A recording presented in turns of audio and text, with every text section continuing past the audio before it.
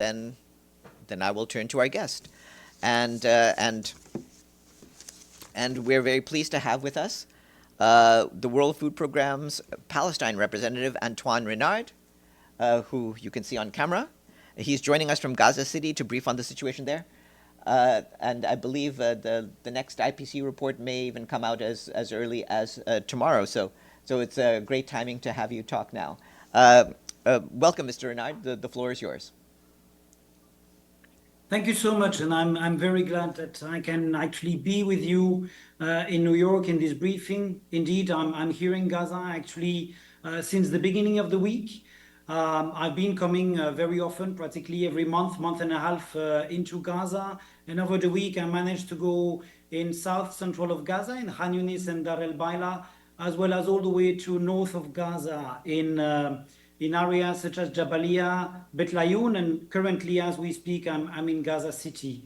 I mean, 2 months into the ceasefire, it's quite important that from the World Food Programme, I can confirm to you that food access has actually significantly improved.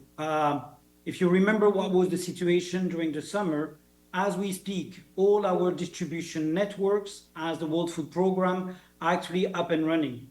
We managed to reach more than 1 million people with direct food boxes and wheat flour. We managed to actually have, along with UNICEF and NGOs, all the different nutrition activities that are up and running.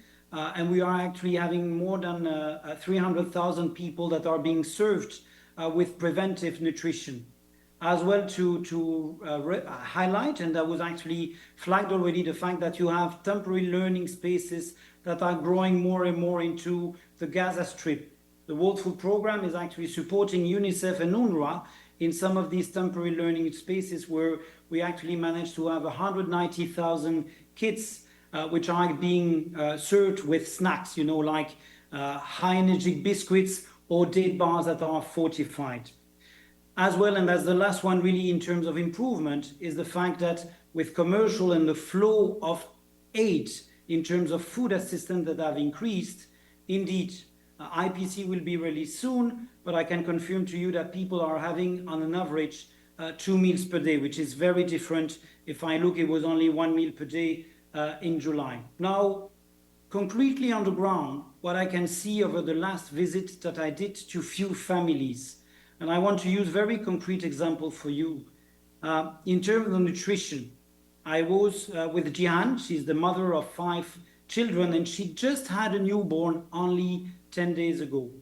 When I was speaking to her, she actually, while she was, pregnant, was actually facing major challenges. She thought that she was going to lose a child during the summer, given how deep she was into malnutrition. She's on a recovery phase, thanks to the fact that now our sites are now again up and running related to serving them with proper fortified products. But what I could witness, and that's where, access to food is not enough. You are a mother of 5 children with a newborn in a tent, soaked because we are currently in the winter period in Gaza Strip.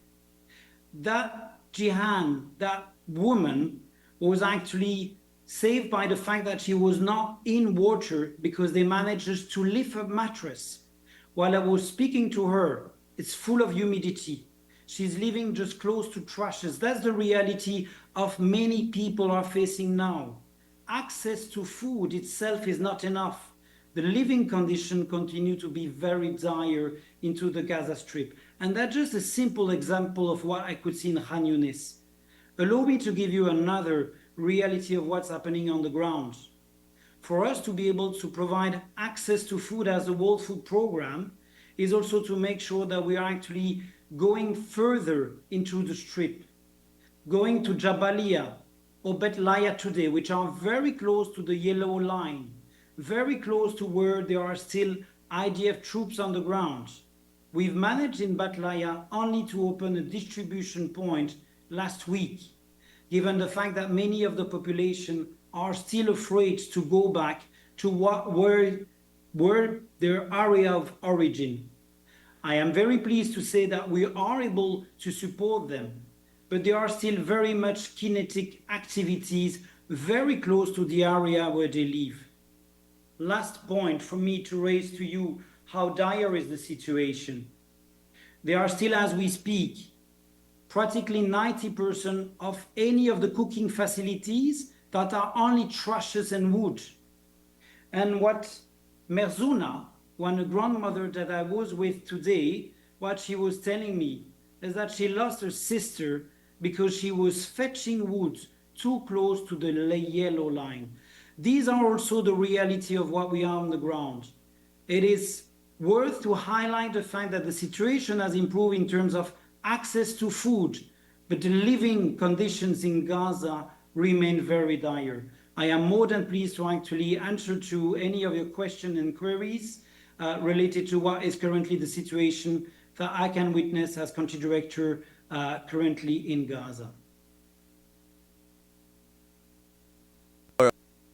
First question goes over to Abdul Hamid. Thank you, sir, for your briefing. My name is Abdul Hamid Sayam from the Arabic daily Al-Quds Al-Arabi. I have a few questions. First, are there any signs of famine you have witnessed in Gaza? And the second, about the children, and especially just born babies who died out of the cold. There are a number of babies we heard. So if you have numbers to share with us. And then the Israelis, are they cooperating with how you evaluate, how you characterize the Israeli cooperation with you, bringing more supplies into Gaza? Thank you.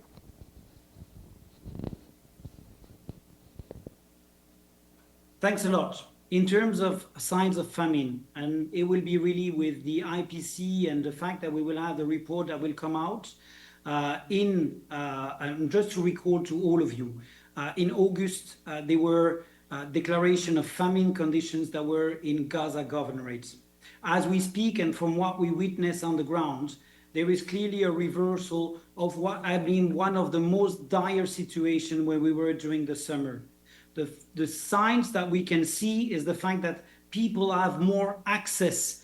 There are more goods and food that are on the ground. The fact that most of the population is having 2 meals per day is actually a clear sign that we are actually having a bit of a reversal.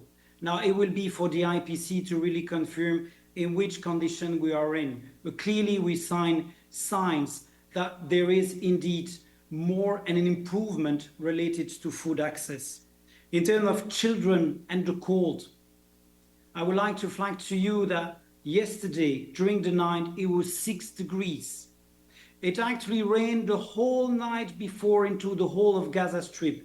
Many of the families are living in wadis.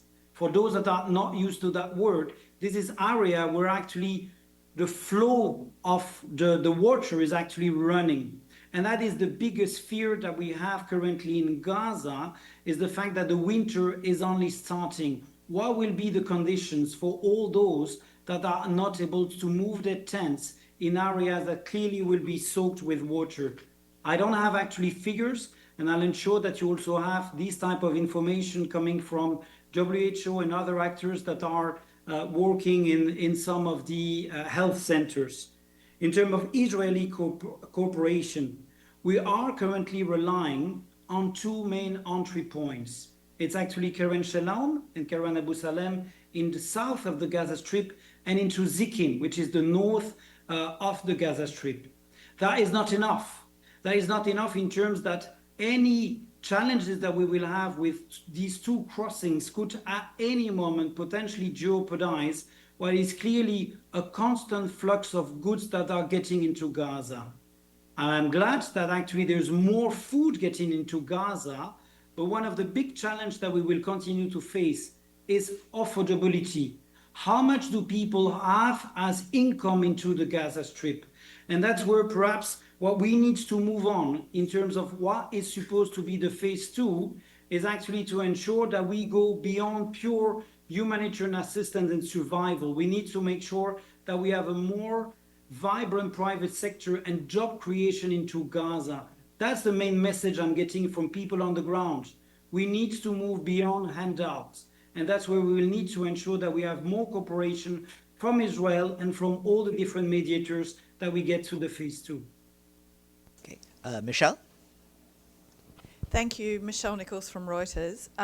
Yesterday, the UN and aid groups put out a statement sort of warning of the consequences of the new registration process that Israel has in place for aid groups. How could that affect the work of WFP? This statement seemed to warn that it could be catastrophic for the whole aid operation. And then just in terms of WFP getting aid, food in and out of Gaza, are you still facing any impediments, and what might they be if you are? Thank you. Thank you so much. We are currently relying as the World Food Programme on 19 cooperating partners. Many of those, by the way, are local NGOs, but they're also international NGOs. The statement that, by the way, was issued by the humanitarian country team showing what will be the impact in case there are a number of INGOs that will not be able to have registration in Gaza, will actually have an impact not just on the World Food Programme, but on all the different actors that are operating into Gaza. What will be the biggest challenge, by the way, is mostly on services. There are many health centers that actually are being operated directly by NGOs. Should they face any issue, it will actually have a direct impact related to food security. Many of the population in Gaza are still facing clear signs of impact after 2 years into this conflict, and therefore it's very important that main services are up and running. From the World Food Programme, out of our 19 cooperating partners, many indeed are some of these INGO. It will have an impact especially related to nutrition, because many of the health centers are relying on INGOs to also provide therapeutic support to many of the children below 5, as well as pregnant and breastfeeding women. There are clearly signs that if INGOs are not able to operate, we will actually face challenges in such crucial period where we are into the first phase of the ceasefire. The last one that I would like to flag in your question related to any impediments that we are still facing in terms of our reach in terms of having volumes of food into Gaza. That is where we really now see the fact that having our daily capacity to deliver into Gaza is still a constant struggle to make sure that we keep the volume. Any glitch into what is coming from Ashdod, what is coming from Jordan along Allenby, or what is coming from Egypt, it's a constant struggle that the 2 corridors that we have are up and running and at the right speed. So the fact that we managed to have more access is clearly a victory related to basic access to food. But we are running systematically on a constant flux of goods getting in. Let me be concrete. We used to provide in November 75% of our in-kind food ration. We were forced to reduce this to 50% at the beginning of December, just because we were not in capacity to maintain this constant flux. So any challenges that we have on daily basis because we are on constant flux could have clearly an impact. And that's why we need to continue to have the advocacy to run full speed with all the different assistance that we're providing. Thank you. Can you give can you elaborate at all on what those struggles are to keep those corridors open? Yes, very concretely. The fact that from our end, where we're actually having, the goods that are coming from Egypt, there's always a bit of a struggle between what is coming from commercial, what is coming from some of the humanitarian actors. The whole point is not actually to have commercial versus humanitarian actors, is to make sure that these 2 pipelines are running at scale and at speed. The problem that we always have is congestion, because the entry point in Keren Shalom and Keren Abu Salem are still facing, given the volume that is going through, challenges versus commercial and sometimes humanitarian. That shouldn't be the case. We need to actually streamline more the processes to make sure that we have actually a constant flux coming in. That's a concrete example. is the same on Zikim. And you know what we were facing as a challenge related to Allenby and the crossing, the fact that it was not actually running since the incident that has happened around the 10th of September. And it's only now that we start to have the Jordan corridor that is now running, and we need to make sure that it goes at a higher speed. Again, any of these that are coming as impediment automatically have an impact on how we are able to collect when the goods are coming into Gaza. And that's perhaps the last point. Not only the crossings are important, it's also the different roads that we can use currently in Gaza. If you look at the current rain that you have in Gaza, the fact of not relying on Salahadin roads is a major issue. The main entrance in south and central of Gaza is actually going through Philadelphia Road and going Al-Rashid. Al-Rashid is actually flooded due to the rain. And this is where we need to have Salahadin. We've been promised Salahadin today, but I hope that it's going to happen because we need to have more roads to be able also to collect of what is coming through the crossings. Namo? Thank you. Just a follow-up on the impediments.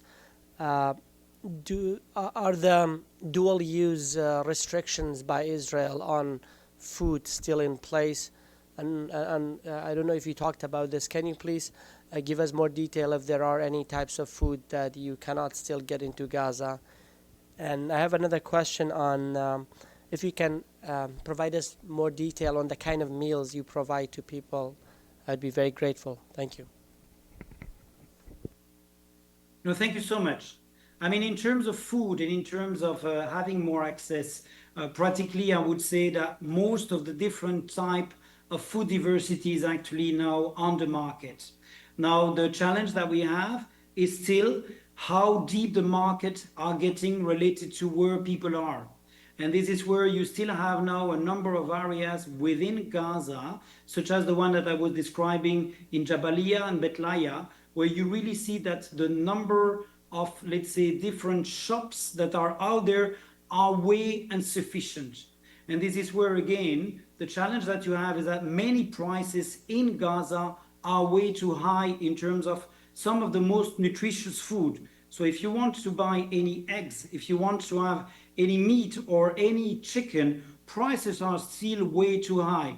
Just a 2 kg of eggs, it used to be on one of the worst periods, $30, and now it's only $12. So you see, you still have a decrease related to what is the eggs, but the price of the eggs. But in reality, many people cannot afford it. And that is a real issue. And what we do in terms of assessment is that we realize that as of today, some of the most protein sources, the most important ones, people have access only one time per week, while pre-ceasefire it was actually more than 3 times per week. So the challenge that we have is not so much the fact that there is food on the market, it's also the fact that there's the affordability. And the last one on the access, the deeper you go into Gaza and the closer you get to many of the areas that are close to the yellow line, the less chances you have services and markets that are up and running. Okay, yes, Abdulhamid? Thank you again. Before the ceasefire, there were a lot of reports about hijacking trucks, thuggers, thieves who steal the food. Have you encountered any of that after the ceasefire? In your experience, do you see that now it's safe to distribute food everywhere in Gaza? That is perhaps one of the major impacts of the ceasefire. When we were in July, August, September, pre-ceasefire, the World Food Programme and the vast majority of the UN convoys were actually directly targeted by desperate population that were just trying to survive. The fact that we've never given up in making sure that there were more food getting into Gaza as the World Food Programme, even in this dire period, has allowed to reduce many of the prices because we managed to push some of these convoys, but they were not reaching our distribution systems, and as well the price were still skyrocketing. with the ceasefire, most of the prices, by the way, have reduced drastically, allowing us actually to have our food reaching distribution systems and families directly accessing the food in a proper, dignified manner. We're actually able really to reach the more than 1 million people that were actually having, the food parcels, having access to the wheat flour. These used to be totally taken and directly looted when we were still during the summer. Now all of these are actually reaching population around the corner of the area where they're in. All our distribution system are now up and running and we're not facing looting. It's only at a very low scale in terms of when the trucks are coming exactly on El Rashid, because these are highly dense areas. But it's not at all because people are now facing anymore the fact that they are being desperate. It's just the fact that we are going to areas that are too populated. When you were asking me what are some of the impediments, we need to make sure that we have roads where we are not actually going through some of the high and most densely populated areas. And this is why Israel needs to ensure that we have the right roads to reach our warehouses and to reach then our distribution points. Thank you. I see no further questions, so I'd like once more to thank our guest, the World Food Programme's Palestine representative, Antoine Renard. Thanks very much, and best of luck on the days ahead. Thank you so much, and thanks for hosting us. Thanks. Have a good afternoon, everyone.